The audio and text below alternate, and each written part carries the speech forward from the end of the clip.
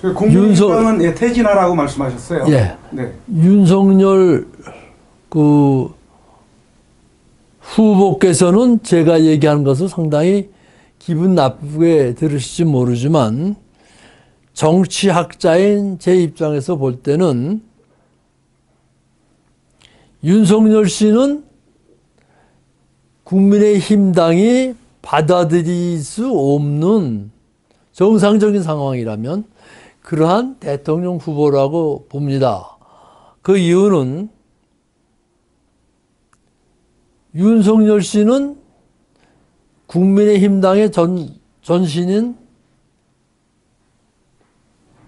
정당의 그 당수로 있는 박근혜 대통령을 탄핵하는데 크게 기여하신 분입니다.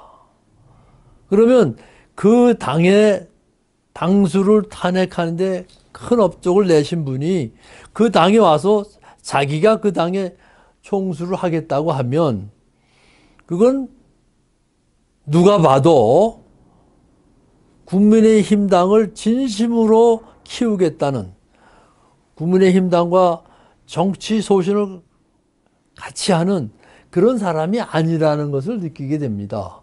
더군다나 윤석열 후보는 문재인 대통령 밑에서 근무를 했습니다. 그럼 문재인 대통령은 우파 기질의, 자유민주주의 기질의 정치인이 아니라고 지금 알려져 있습니다. 그분은 공산주의를 선호하는 정치인으로 알려져 있습니다.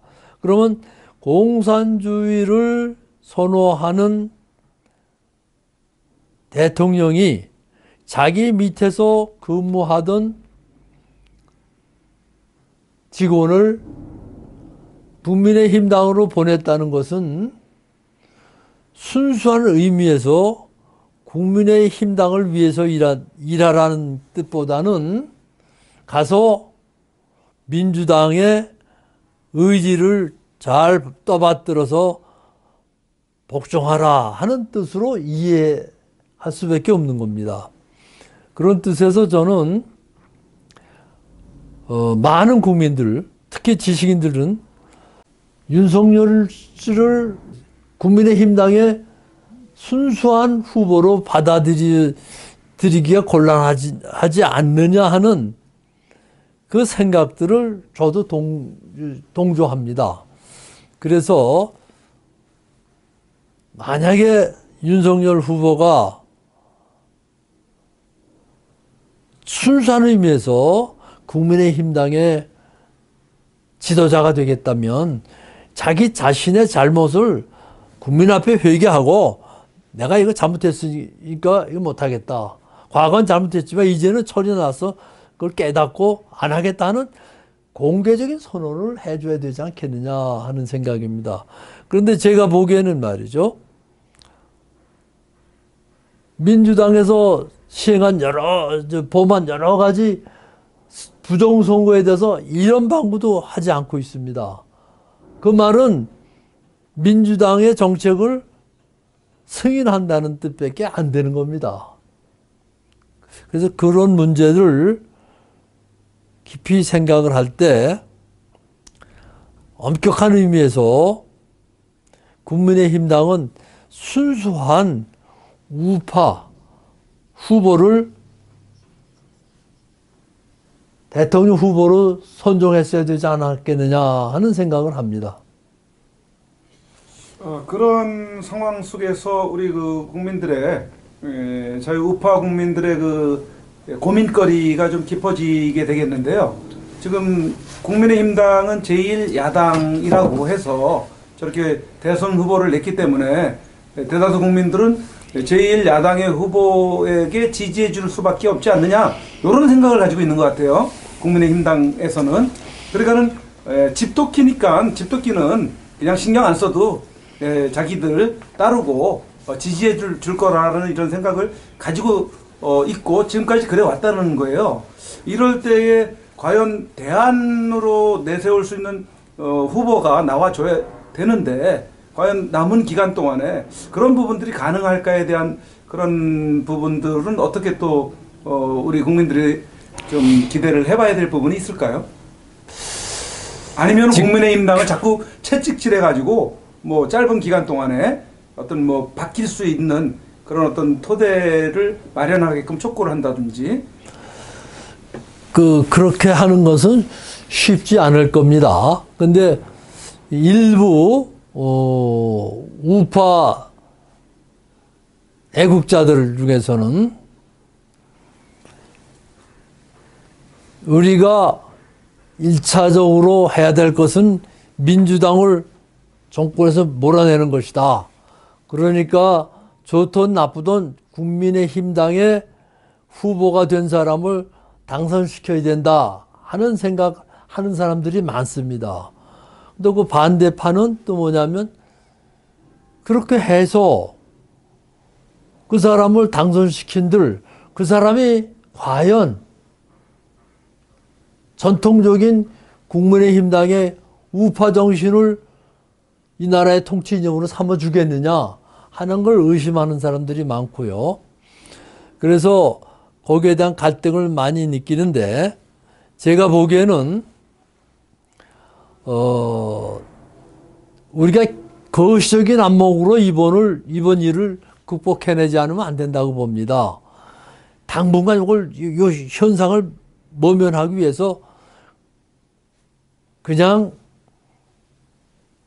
친민주당 계열 사람이라고 해도 민주당 후보만 아니면 당선시키면 되지 않겠느냐 하는 그런 얄팍한 생각은 바람직하지 않다고 봅니다. 차라리 올바른 우파 정신, 올바른 애국 정신을 가지고 있는 그런 후보들을 찾아내서 당선시키도록 노력을 하는 게 좋지 않겠느냐 이렇게 생각이 됩니다. 즉 당선 안 되더라도 그렇게 열심히 노력한 결과 민주당한테 뺏겼다 하면 새로운 세력을 형성할 수 있는 정신적인 기조가 쌓이는 겁니다. 그런지 그런 기조를 쌓아놓지 않는다면 문제는 복잡해집니다.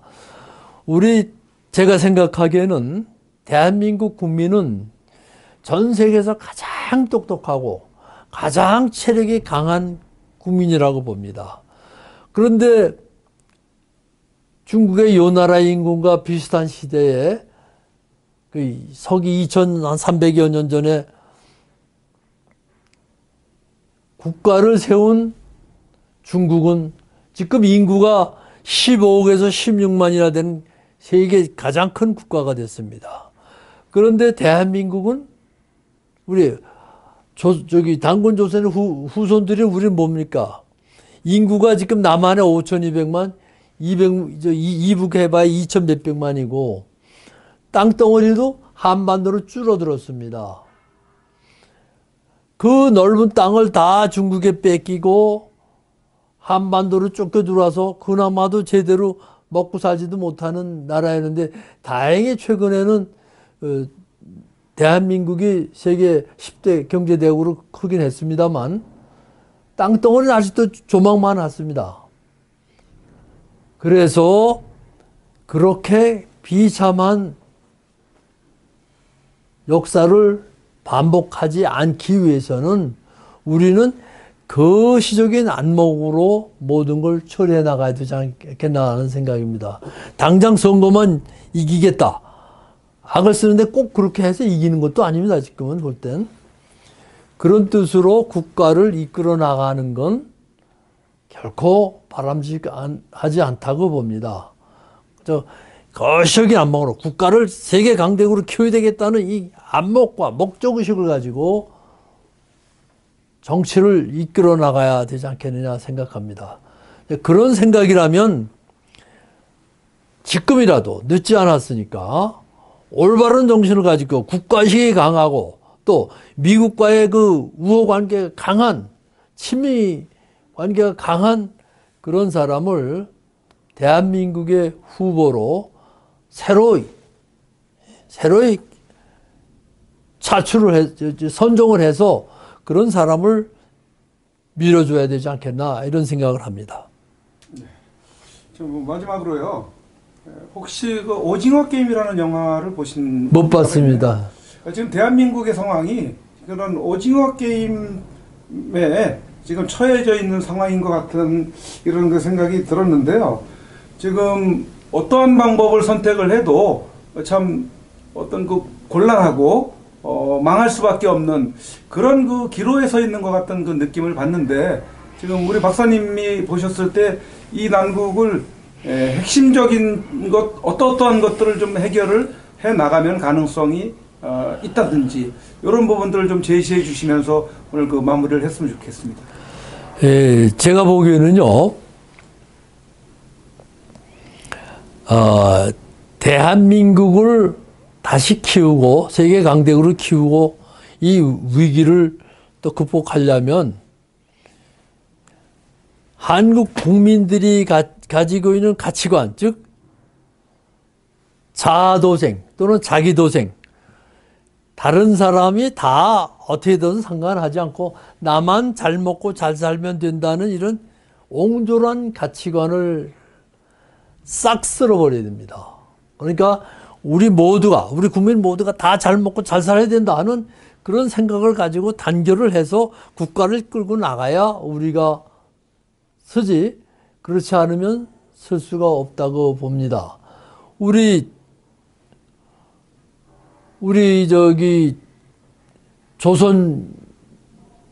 이시조선이 망했을 때 누구한테 망했습니까? 일본한테 망했습니다. 일본한테 지배를 당했죠. 그런데 고종 황제가 제가 듣기로는 일본으로부터 막대한 돈을 받아 썼다고 하는 겁니다. 그것은 뭐냐? 일본에 귀속되는 그 과정을 인정해 달라는 겁니다. 이렇게 옹졸한 생각을 가지고 있기 때문에 이 나라가 이렇게 망한 겁니다.